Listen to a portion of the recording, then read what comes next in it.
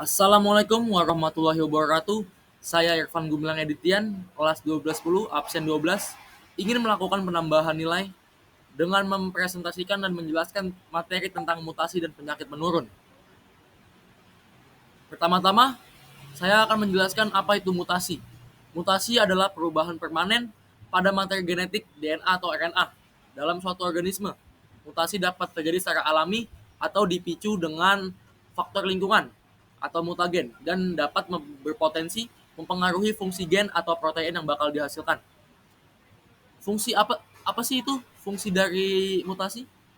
Fungsi utama mutasi adalah sebagai sumber variasi genetik yang menjadi dasar bagi evolusi. Melalui seleksi alam, variasi genetik yang dihasilkan, mutasi memungkinkan organisme beradaptasi dengan perubahan lingkungan, meningkatkan peluang mereka untuk bisa survive. Mutasi juga memungkinkan munculnya sifat atau kemampuan baru yang dapat memberikan keuntungan adaptif, seperti resistansi terhadap penyakit ataupun kemampuan metabolisme yang bagus. Jenis mutasi. Pertama, mutasi somatis. Apa sih itu? Mutasi somatis, mutasi yang terjadi pada sel somatik, yaitu sel tubuh seperti kulit. Mutasi ini tidak akan diwariskan pada keturunannya. Lalu yang kedua ada mutasi gametik, yang terjadi pada sel gamet, seperti namanya, mutasi gametik. Meliputi sperma dan ovum pada manusia. Oleh sebab itu, mutasi ini terjadi oleh faktor keturunan. Lalu next, materi terkait penyakit turunan, mutasi kromosom, albino, thalassemia, sickle cell anemia atau leukemia, penyakit menurun terpaut kromosom. Pertama ada mutasi kromosom. Adalah perubahan struktur atau jumlah kromosom dalam suatu sel manusia. Mutasi ini terjadi pada tingkat kromosom, yang merupakan struktur penting dan besar dalam inti sel. Mutasi kromosom seringkali memiliki dampak yang cukup mendasar dibandingkan mutasi gen. Di sini bisa kita lihat ada gambar-gambar dari mutasi kromosom, ada duplikasi, inversi, translasi, delesi, deletion, atau bisa kita sebut secara bahasa umumnya. Lalu selanjutnya ada albino, kondisi yang ditandai dengan kurangnya atau bahkan tidak adanya pigmen melanin di kulit, rambut, dan mata. Melanin adalah pigmen yang memberikan warna pada tubuh manusia dan berfungsi melindungi dari sinar ultraviolet, sinar UV. Albino terjadi akibat mutasi pada gen tertentu yang berperan dalam produksi pigmen melanin.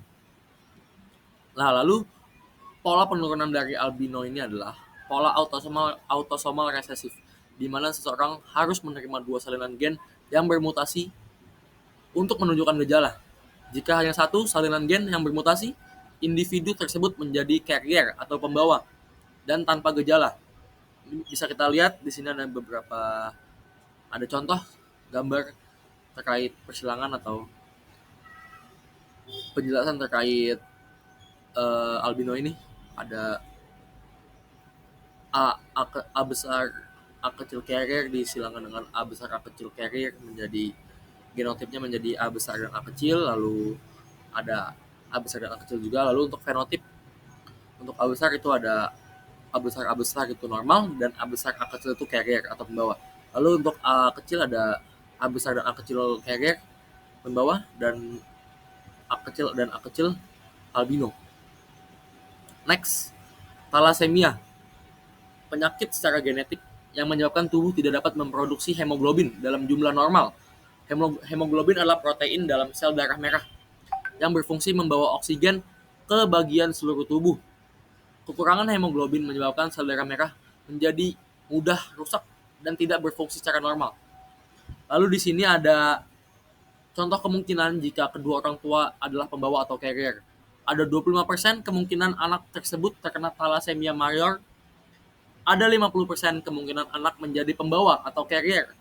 Ada 25% kemungkinan anak bebas dari mutasi. Lalu next, sickle cell anemia, kelainan darah yang ditandai oleh bentuk abnormal sel darah merah. Sel darah merah normalnya adalah berbentuk bulat dan fleksibel, memungkinkan untuk bergerak ke seluruh pembuluh darah. Namun, dalam penyakit sickle cell ini, sel darah merah berbentuk seperti bulan sabit, seperti namanya sickle, yang kaku dan menempel pada dinding pembuluh. Lalu di sini ada 2 gen HBS mengalami sickle cell anemia. 1 gen HBS-nya dan 1 gennya normal. Sickle cell trait atau pembawa. Biasanya tanpa gejala, tetapi dapat mengalami masalah jika terjadi di situasi yang ekstrim seperti kekurangan oksigen dan kehausan atau dehidrasi. Lalu ada beberapa kemungkinan jika kedua orang tua tersebut adalah carrier, yaitu 25% kemungkinan anak tidak terpengaruh, 50% anak menjadi carrier pembawa, 25% anak mengalami penyakit. Lalu di sini ada gambar tentang sickle cell anemia. Bisa kita lanjut. Penyakit menurun terkait kromosom. Kondisi genetik yang disebabkan oleh kelainan pada kromosom dari segi jumlah, struktur, atau fungsi gen yang terdapat di kromosom. Penyakit ini diwariskan melalui pola tertentu dan seringkali berhubungan dengan kromosom seks, kromosom X dan Y, atau autosomal kromosom non-seks.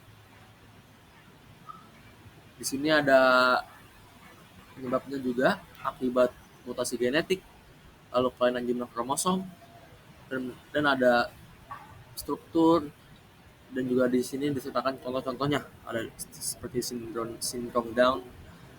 Lalu kita langsung ke pembahasan selanjutnya, yaitu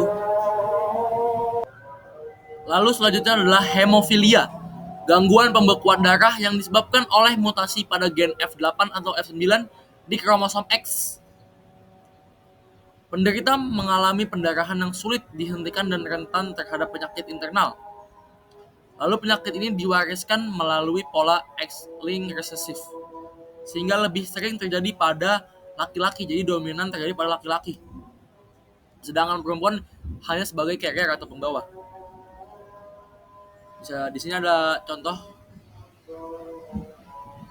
kasus pada penyakit hemofilia. Bisa dilihat terus. Dan lalu kita lanjut ke penyakit berikutnya. Sindrom Klinefelter. Terjadi pada laki-laki yang memiliki kromosom tambahan atau 47 dan XXY. Penderita mengalami infertilitas, pertumbuhan payudara atau ginekomastia, dan perawakan tinggi dengan otot kurang berkembang. Kondisi ini tidak diwariskan, melainkan terjadi akibat kesalahan pembelahan sel pada orang tua. Bisa dilihat, ini ada contoh dari sindrom Klinefelter. Ada gambar, yaitu kromosom X memiliki tambahan, yaitu XX dan Y, XXY. Lalu kita lanjut ke sindrom Down. Disebabkan oleh trisomi kromosom 21, di mana individu memiliki salinan kromosom ini. Kondisi ini menyebabkan keterlambatan perkembangan fisik dan mental si penderita. Lalu mempunyai ciri wajah khas yang lebih cekung ke dalam, serta resiko tinggi gangguan jantung dan pencernaan.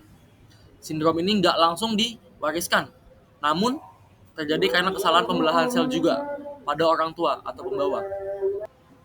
Bisa kita lihat di gambar, di kromosom 21 terdapat trisomi kromosom. Gambar yang dikotakin warna merah bisa dilihat. Dan selesai. Segitu saja presentasi dari saya menjelaskan mutasi dan penyakit turunan. Jika ada salah-salah kata mohon dimaafkan. Wassalamualaikum warahmatullahi wabarakatuh.